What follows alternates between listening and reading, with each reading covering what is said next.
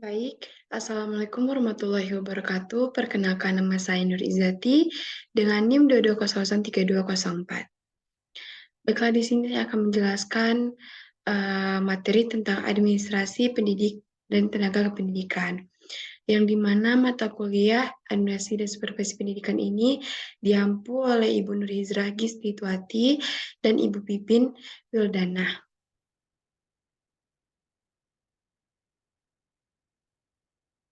Yang pertama yaitu pengertian administrasi pendidik dan tenaga kependidikan.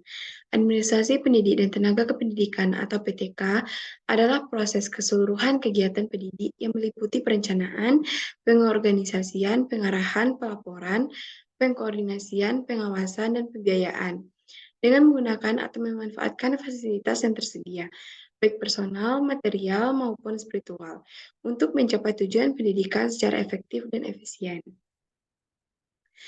Administrasi pendidik merupakan mediator untuk kelancaran dan keberhasilan serta peningkatan efektivitas dan lain-lain untuk mencapai tujuan pendidikan itu sendiri. Kedua, yaitu materi tentang proses administrasi pendidik dan tenaga kependidikan. Terbagi menjadi 4 bagian. Yang pertama yaitu perencanaan. Proses perencanaan pada administrasi PTK dimulai dengan pengadaan tenaga pendidikan seperti seleksi. Selanjutnya, penempatan dan orientasi. Orientasi bertujuan untuk mempercepat masa adaptasi sehingga tenaga kependidikan baru dapat bekerja lebih cepat dan lebih baik. Yang kedua yaitu ada pengadaan. Pengadaan tenaga personil adalah proses kegiatan untuk mengisi formasi yang kosong. Perlu diketahui bahwa lowongannya suatu formasi di samping disebabkan karena pengembangan lembaga dengan menambah jabatan-jabatan baru, juga disebabkan oleh adanya personil-personil lembaga yang berhenti.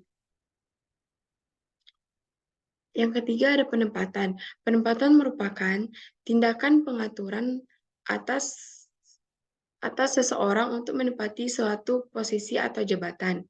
Jadi dapat disimpulkan bahwa penempatan adalah proses penanganan pegawai baru yang sudah melaksanakan pendaftaran ulang untuk diberitahu pada bagian sesi mana mereka ditempatkan. Yang terakhir yaitu ada orientasi.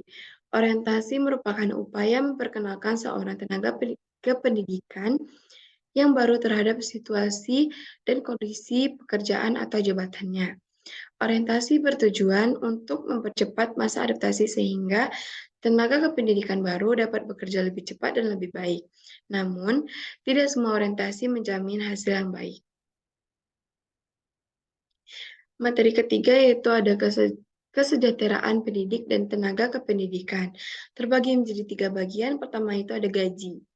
Gaji adalah hak yang diterima oleh guru atau dosen atas pekerjaannya dari penyelenggaraan pendidikan atau satuan pendidikan dalam bentuk finansial secara berkala sesuai dengan peraturan perundang-undangan. Yang kedua itu ada tunjangan.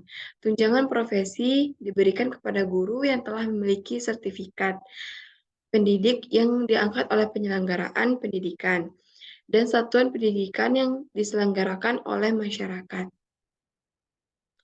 Yang ketiga itu ada penghargaan. Pemerintah memberikan sebuah penghargaan di institusi pendidikan terhadap guru, dosen, kepala sekolah, dan seluruh tenaga kependidikan yang berprestasi. Tujuan diberinya penghargaan adalah untuk meningkatkan kualitas sumber daya manusia atau SDM. Materi keempat yaitu ada cuti pendidik dan tenaga kependidikan, di mana cuti adalah keadaan tidak masuk kerja yang diizinkan dalam jangka waktu tertentu.